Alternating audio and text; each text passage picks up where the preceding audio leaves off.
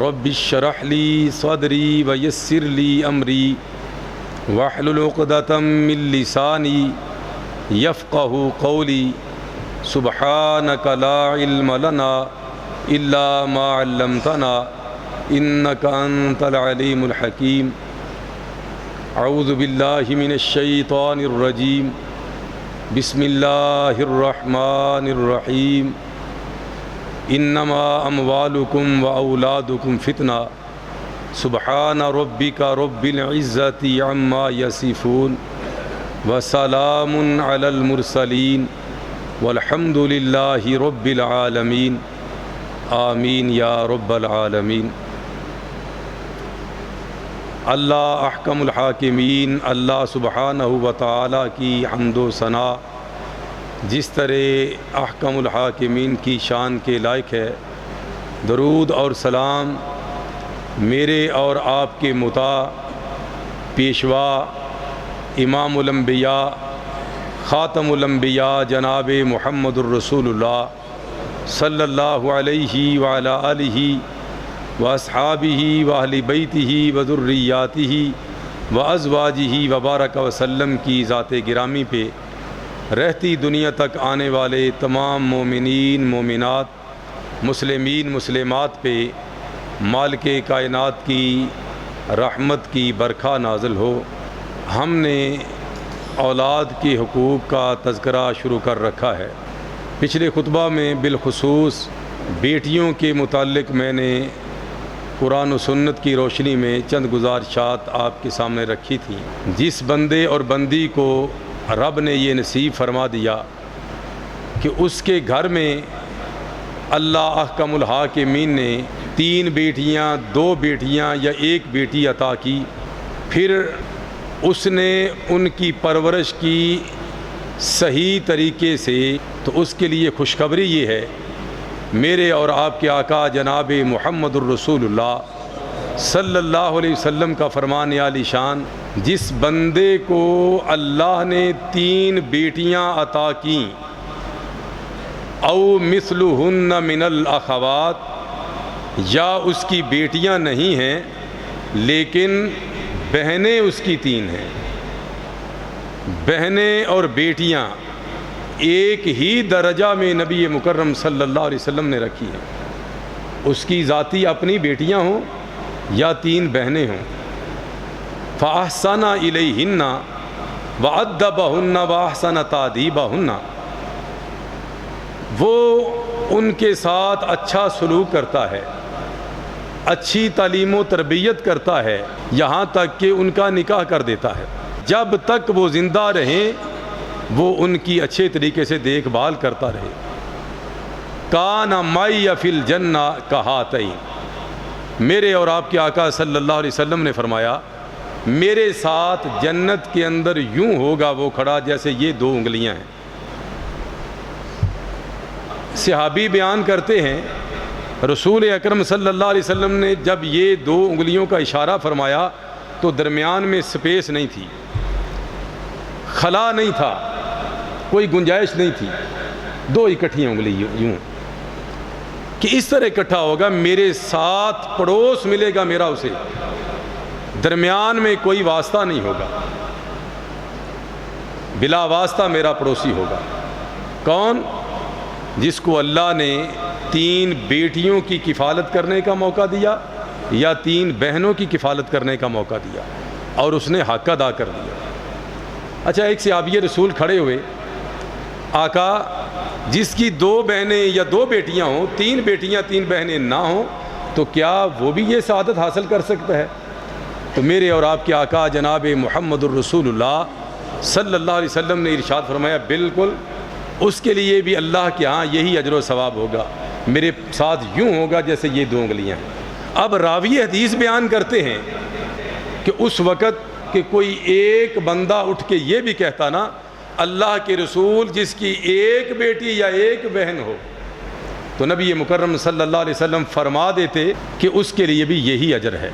یہ بیٹیاں اور بہنیں یہ اس قدر اللہ کی رحمت ہیں ہمارے لیے، اللہ ان کے حق کا ادا کرنے کی ہمیں توفیق عطا فرمائے۔ یہ دنیا کا مال، دنیا کا متاع دنیا کا ساز و سامان، دنیا کا سرمایہ یہیں پہ رہ جانا ہے. اگلی سانس آئی کہ نہ آئی پھر کیا بنے گا؟ جو حقوق ہیں ہماری اولاد کے یہ اس قدر اہم ہیں. میں نے پچھلے خطبہ میں عرض کیا تھا کہ جب یہ ابھی پیدا نہیں ہوتے، ابھی ان کا نام و نشان نہیں ہوتا، تو تب سے ان کے حقوق شروع ہو جاتے ہیں. اور جو شخص ان کے حقوق کی صحیح ادائیگی کر لیتا ہے وہ دنیا سے چلا بھی جائے، فوت بھی ہو جائے، تو تب بھی یہ سلسلہ اس کے پیچھے قیامت تک جاری اور ساری رہتا ہے. دیکھیں کتنی بڑی سعادت ہے. اگر آج ہم اپنی اولاد کے حقوق ادا کر گئے تو سمجھے ہم اپنی آخرت کا سامان ہی نہیں کر گئے، بلکہ پیچھے سے ایک کوٹا جو کبھی بند ہونے والا ہی نہیں وہ جاری اور ساری ہو جاتا ہے. میرے اور آپ کے آقا جناب محمد الرسول اللہ صلی اللہ علیہ وسلم کے صحابی حضرت ابو ہریرہ رضی اللہ تعالیٰ عنہ ارشاد فرماتے ہیں، ہمارے پیر و مرشد جناب محمد الرسول اللہ صلی اللہ علیہ وسلم نے ارشاد فرمایا، اذا مات الانسان انقطع عنہ عملہ الا من ثلاث. جب بندہ فوت ہو جاتا ہے تو سارے اسباب اس کے پیچھے جانے والے ختم ہو جاتے ہیں. راستے مسدود ہو گئے، رشتے ناتے منقطع ہو گئے، الا من ثلاث، مگر تین چیزیں ایسی ہیں جو اس کے بعد بھی جاری اور ساری رہتی ہیں، جن کا اجر و ثواب اس کو قبر کے اندر بھی پہنچتا رہتا ہے. صدقۃ جاریۃ او علم ينتفع به او ولد صالح يدعو له. پہلا صدقہ جاریہ جو وہ اپنے ہاتھ سے کر گیا ہے، کوئی ایسا اچھا کام کر گیا ہے جو چلتا ہی جا رہا ہے اور لوگ اس سے فیض یاب ہو رہے ہیں. جب تک وہ چلتا رہے گا اس کی قبر میں برابر اس کو اللہ تعالیٰ اجر و ثواب سے نوازتے رہیں گے. او علم ينتفع به، یا کسی کو کوئی ایسا علم سکھا گیا ہے جو نفع دینے والا ہے. سب سے پہلا جس کو ترجیح دینی چاہیے، اسلام نے جس کو ترجیح دی ہے وہ کیا ہے؟ علم نافع، دین کا علم. جو بندہ دین کا علم کسی کو سکھا گیا ہے وہ بندہ ایسا ہے کہ قبر کے اندر بھی اس کو پیچھے اجر و ثواب جاری اور ساری اس کا رہتا ہے. میں نے یہ پچھلے اتوار والے دن کی بات ہے، پڑھاتے پڑھاتے سجدہ والی آیت آ گئی تو میں نے سجدہ کیا. سب بھائیوں بزرگوں کو کہا کہ آپ بھی سجدہ کریں، اور پھر مجھے ایک واقعہ یاد آ گیا. میں نے یہ گزارش کی کہ یہ جو سجدہ تلاوت کی دعا ہے نا، یہ میرے ساتھ ایک حفظ کی کلاس کے اندر لڑکا پڑھتا ہوتا تھا، خضر اس کا نام تھا. وہ بیچارہ 16 پارے پڑھنے کے بعد بھاگ گیا، بگوڑا ہو گیا، نہ پڑھ سکا. لیکن یہ دعا جو ہے اس نے مجھے سکھائی تھی. سجد وجہی للذی خلقہ وصورہ وشق سمعہ وبصرہ بحولہ وقوتہ فتبارک اللہ احسن الخالقین. اور جب بھی مجھے یاد آتی ہے، جب میں یہ سجدہ تلاوت کرتا ہوں تو اس کے لیے میرے دل سے دعائیں نکلتی ہیں.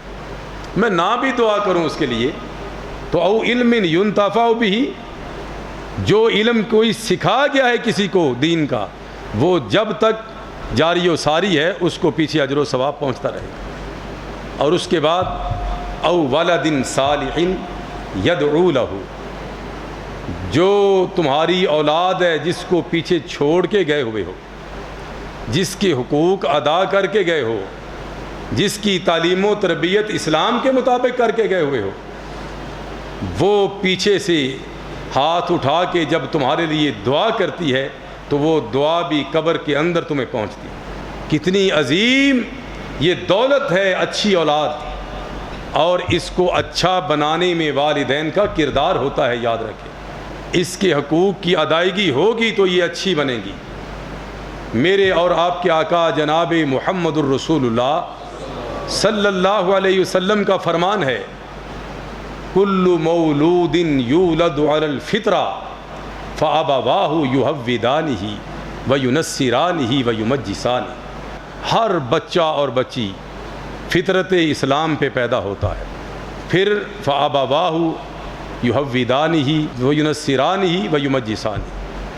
ماں باپ اس کے یہودی ہیں، ان کے گھر کا ماحول یہودیت کی تعلیم والا ہے تو بچہ خود بخود یہودی بن جائے گا، ماحول اثر رکھے گا نا۔ اسی طرح ماں باپ اگر عیسائی مذہب پہ ہے تو بچہ عیسائی بن جائے گا، ماں باپ مجوسی ہے تو بچہ مجوسی بن جائے گا۔ یہ ماں باپ کی تربیت اور حقوق ادا کرنے کا بہت بڑا عمل دخل ہے۔ اللہ یہ حق ادا کرنے کی توفیق عطا فرما۔ میں آپ کے سامنے پچھلے خطبہ کے آخر میں یہ گزارش کر رہا تھا کہ بچہ پیدا ہوا اور اسلام نے ہمارے اوپر یہ اس کا حق عائد کیا کہ اس کا عقیقہ کریں اور پھر اس کا نام رکھیں اچھا، کیونکہ اچھے ناموں کے اثرات ہوتے ہیں۔ یہ میں گزارشات کر رہا تھا۔ پھر اس کے بعد اس کی تعلیم و تربیت کریں اچھے طریقے کے ساتھ۔ اگر تعلیم و تربیت نہیں کریں گے، ماحول خراب ہوگا تو پھر بچہ بھی خراب ہو جائے گا، اور جب بچہ خراب ہو گیا تو وہ نقصان کس کا ہوگا؟ بچے کے ساتھ والدین کا ہوگا۔ پھر والدین کیا کہیں گے؟ ہمارے حق ادا نہیں کرتا، ہماری حقوق کی ادائیگی کا اسے علم نہیں ہے۔ تم نے کوئی اس کو حقوق سکھایا ہو ادا کرنا تو وہ کرے بھائی۔ ابن جوزی رحمۃ اللہ علیہ نے اپنی کتاب بر الوالدین میں لکھا، اور امام دمیری رحمۃ اللہ علیہ نے اپنی مشہور زمانہ کتاب حیات الحیوان کے اندر اس بات کو تحریر کیا ہے۔ ایک اثر نقل کیا ہے انہوں نے حضرت عمر رضی اللہ تعالیٰ عنہ کے دور سعید کا۔ ایک بندہ حضرت عمر فاروق رضی اللہ تعالیٰ عنہ کے پاس آیا اپنے بچے کی شکایت لے کر۔ عمر فاروق رضی اللہ تعالیٰ عنہ کے پاس آ کر کہتا ہے کہ یہ میرا بچہ میرے حقوق کی ادائیگی نہیں کرتا، بلاؤ بچے کو۔ بچے کو بھی بلا لیا۔ جناب عمر رضی اللہ تعالیٰ عنہ پوچھتے ہیں، ہاں بھائی بتاؤ تم اپنے والد کے حقوق کی ادائیگی کیوں نہیں کرتے؟ جناب عمر رضی اللہ تعالیٰ عنہ چونکہ جلالی طبیعت تھی، غصے میں آ گئے، کہنے لگا امیر المومنین میری بھی ذرا سن لیجئے گا، میرے ابا حضور کے میرے اوپر ہی حقوق ہیں یا میرے بھی کوئی حق ہیں؟ جناب عمر رضی اللہ تعالیٰ عنہ کہتے ہیں تمہارے بھی حق ہیں۔ تو کہنے لگے پھر میرے جو حقوق ہیں یہ بھی میرے ابا جان کے سامنے ذرا مجھے بتا دیں۔ فرمایا سب سے پہلا تیرا حق یہ تھا تیرے باپ کے اوپر کہ وہ تیرے لیے اچھی ماں کی تلاش کرتا، جو میں پچھلے خطبہ میں بڑی تفصیل سے بیان کر چکا ہوں۔ تیرے لیے ایک اچھی ماں کی تلاش کرتا۔ وہ بچہ کہنے لگا حضور پھر ابا جان نے یہ کام نہیں کیا، انہوں نے اپنے پسند سے ایک گانے بجانے والی عورت دیکھی اور اس کے ساتھ نکاح کر لیا۔ کوئی نہیں دیکھا کہ دین ہے کہ نہیں ہے، انہوں نے اپنی پسند کو ترجیح دی اور بھی دین کو ترجیح نہیں دی، گانے بجانے والی تھی تو انہوں نے شادی کر لی۔ پھر امیر المومنین میرا دوسرا حق بھی بتا دیجئے۔ فرمایا تیرا دوسرا حق کیا ہے کہ تیرا اچھا نام رکھتا۔ کہنے لگا حضور انہوں میرے ابا جان نے میرا اچھا نام بھی نہیں رکھا،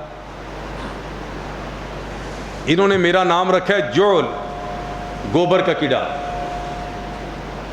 ٹھیک ہے، پھر تیسرا حق کیا ہے؟ یہ اللہ کی کتاب تمہیں سکھاتا، قرآن کریم کی تعلیم دیتا، یہ اولاد کا بنیادی حق ہے۔ اور ایمانداری سے بتائیں اولاد کو چھوڑیں، ہمارے بزرگ کتنے ہیں جو روانی سے قرآن پڑھ سکے؟ میں ترجمے کی بات نہیں کرتا، ترجمے کو چھوڑ دیں، تفسیر کو چھوڑ دیں، مجھے بزرگ جو ہیں، بزرگ جو پوتوں والے ہیں، نواسوں والے ہیں، وہ روانی سے قرآن پاک تلاوت کر کے سنائیں، اوپر سے دیکھ کے ذرا اچھے طریقے سے تلفظ کے ساتھ قرآن پڑھ کے سنائیں۔ ہم کدھر جا رہے ہیں؟ بنیادی حق ہے قرآن پاک کی تعلیم اپنے بچوں کو دیں۔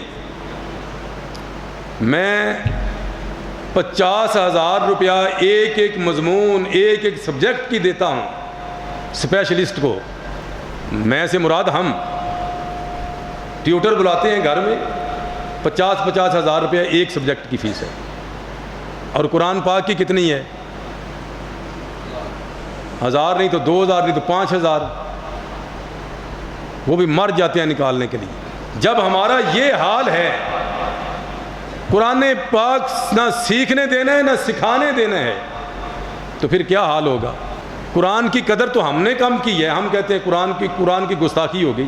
ہم کیا کر رہے ہیں؟ ہم عزت کر رہے ہیں نعوذ باللہ من ذالک، نہ قرآن والے کی کر رہے ہیں نہ قرآن کی کر رہے۔ ہمارے بچے او لیول اے لیول کر کے بہت آگے نکل جائیں، قرآن پڑھنا نہیں بیچاروں کو آتا، یتیم فی القرآن ہو جاتے ہیں بیچارے، انہیں پتہ ہی نہیں۔ یہ حضرت امیر المومنین عمر ابن خطاب رضی اللہ تعالیٰ عنہ کیا فرما رہے ہیں؟ تمہارا بنیادی حق کیا تھا؟ کہ تمہارا باپ تمہیں قرآن کریم سکھاتا، قرآن کی تعلیم دیتا۔ وہ کہنے لگا حضور مجھے تو ایک حرف نہیں آتا قرآن پڑھنا۔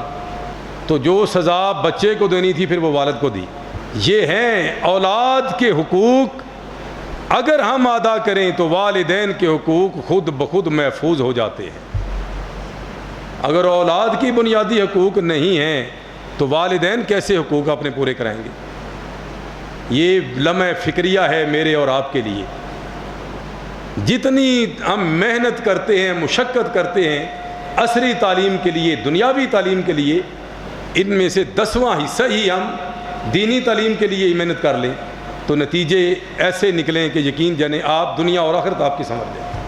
اللہ تعالی ہمیں اس طرف توجہ کرنے کی توفیق عطا فرمائے۔ تو بچوں کا بنیادی حق، ان کا اچھا نام رکھا جائے، عقیقہ کیا جائے، اور ان کو یہ تعلیم دی جائے۔ دینی تعلیم بنیادی تعلیم ہے۔ ضروری ہے کہ سارے بچے حافظ قرآن ہی بنے، یہ کوئی ضروری نہیں ہے، لیکن سارے بچے قرآن کریم پڑھنا سیکھیں اور اس کی آیات کا مفہوم ان کو آنا چاہیے، یہ ضروری ہے۔ دستور زندگانی ہے۔ میری اور آپ کی ساری زندگی اس قانون کے گرد گھومنی ہے۔ یہ محض تعلیم نہیں، قانون الہی ہے۔ اس قانون کے تحت ہم نے زندگی گزارنی ہے، اپنے بچوں کی زندگی گزارنی، اور بنیادی قانون کا ہمیں پتہ ہی نہیں، تو پھر کیسے ہمارے حقوق محفوظ ہوں گے بھائی؟ اللہ اس طرف توجہ کرنے کی ہمیں توفیق عطا فرمائے۔ یہ بنیادی چیز ہے۔ اور اس کے بعد اپنے بچوں پہ شفقت کریں، شفقت کریں، اپنے بچوں پہ رحم کریں، اپنے بچوں سے پیار کریں۔ یہاں پتہ نہیں اس وقت وہ دوست موجود ہیں یا نہیں، وہ اپنے بچوں کو کبھی انہوں نے پیار نہیں کیا تھا، شاید 2 3 4 سال 5 سال ہو گئے ہوں گے، یہیں پہ اسی جگہ پہ ممبر پہ کھڑے ہو کے میں نے بیان کیا۔ مجھے کسی دوست نے بتایا کہ پتہ نہیں ان بزرگوں کو کیا ہوا ہے، وہ اپنے بچوں کو جفیاں لگا لگا ملتے ہیں، کیونکہ ان کو پتہ نہیں تھا۔ توہین، باپ توہین محسوس کرتا ہے نا، ایگو میں فرق نہ آ جائے۔ میں اپنے بچوں کے نہیں، بچہ باپ گھر کے اندر داخل ہو رہا ہے اور بچے ڈر گئے، باپ نہیں اسرائیل آ گیا سہم کے، باپ ادھر ہے بچے دوسرے کمرے میں، باپ ادھر گیا بچے تیسرے کمرے میں۔ ایسا ہوتا ہے کہ نہیں ہوتا؟ کیوں؟ کہ ان کے ساتھ دوستانہ ماحول ہی نہیں رکھا، محبت پیار سے کبھی پیش ہی نہیں آئے، تو پھر یہی رزلٹ نکلنا ہے کہ نہیں؟ ان سے باتیں شیئر کریں۔ بچے سکول سے ہیں، مدرسہ سے ہیں، ان سے حالات پوچھیں، وہ آپ کو بتانا چاہتے ہیں، ان کو ٹائم دیں، ان کے ساتھ گپ شپ کریں، ان کو پتہ چلے سارے حالات دن کے، ان سے پوچھیں بیٹا کیا ہوا، کیا پڑھا، کیا نہیں پڑھا، یہ ساری چیزیں ان کے ساتھ جو ہے یہ آپ کریں، شیئر کریں، دیکھیں پھر نتیجہ کیا نکلتا ہے۔ میرے آقا صلی اللہ علیہ وسلم کی زندگی طیبہ دیکھیے، اسوہ رسول دیکھیے، نبی مکرم صلی اللہ تعالی علیہ وعلی آلہ واصحابہ وبارک وسلم کس قدر اپنے بچوں سے پیار کرتے۔ میرے آقا صلی اللہ علیہ وسلم کی صاحبزادی سیدہ زینب کی بیٹی سیدہ امامہ بنت زینب بنت رسول اللہ صلی اللہ علیہ وسلم، حضرت ابو قتادہ انصاری رضی اللہ تعالیٰ عنہ ارشاد فرماتے ہیں کہ نبی مکرم صلی اللہ علیہ وسلم مسجد میں تشریف لائے اور آپ کی نواسی محترمہ، آپ کی بچی کی بچی آپ کی گود کے اندر ہے۔ ہم تو آج کل ڈانٹتے ہیں بچوں کو ساتھ نہ لائے مسجد کے اندر، بالکل چھوٹی سی بچی ہے، اٹھا کے لائے اور مصلی رسول پہ لا کے کھڑا کیا، نماز پڑھنا شروع کی، بچی کو اٹھا کے سینے سے لگا لیا، ہاتھ باندھے نا تو بچی کو ساتھ اٹھایا ہوا ہے۔ دیکھیے رسول محترم صلی اللہ علیہ وسلم ہمیں کیا سکھا رہے ہیں۔ صحیح بخاری صحیح مسلم شریف کی روایت ہے یار، سینے سے لگایا ہوا ہے۔ کلما رکع و سجد وضعها، جب آپ رکوع فرماتے یا سجدہ فرماتے تو بچی کو نیچے رکھ دیتے۔ فاذا رفع، جب آپ اٹھتے رفعها تو اس بچی کو بھی سینے سے لگا لیتے۔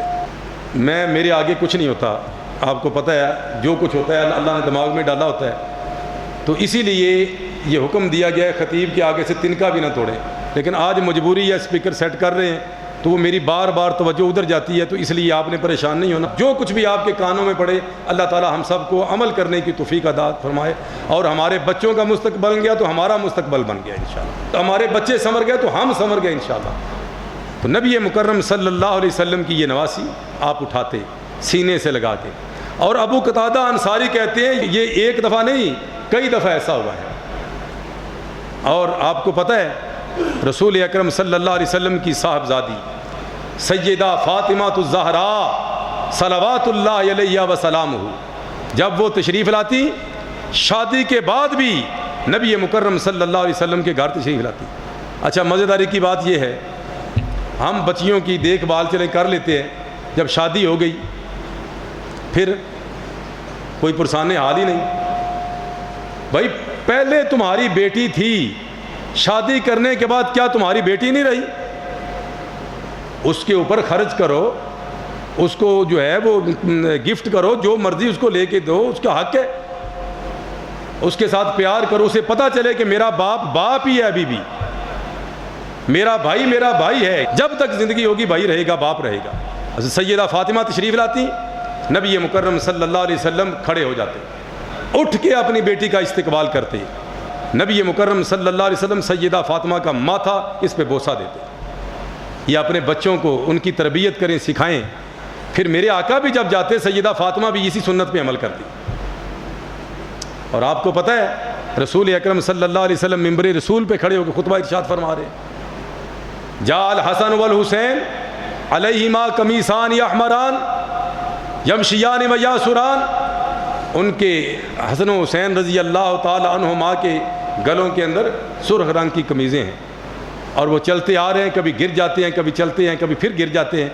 نبی مکرم صلی اللہ علیہ وسلم نازل من المنبر، ممبر سے نیچے اترے اور خطبہ درمیان میں چھوڑ دیا، جا کے اپنے بچوں کو اٹھایا، فحملہما، سینے سے لگایا، پھر واپس ممبر پہ تشریف لائے، فرمایا لقد صدق اللہ تعالی انما اموالکم واولادکم فتنہ، جو میں نے خطبہ کے آغاز میں آیت پڑھی ہے، واقعی اللہ نے سچ فرمایا ہے، تمہاری اولاد تمہارے لیے آزمائش بن جاتی ہے۔ میں نے اپنے بچوں کو دیکھا اور یہ گر رہے تھے، میں اپنی لم اصبر، میں نے صبر نہیں کیا، قطعت حدیثی، میں نے اپنی بات کو وہیں پہ ختم کیا اور اپنے بچوں کو اٹھا کے ادھر لے آیا۔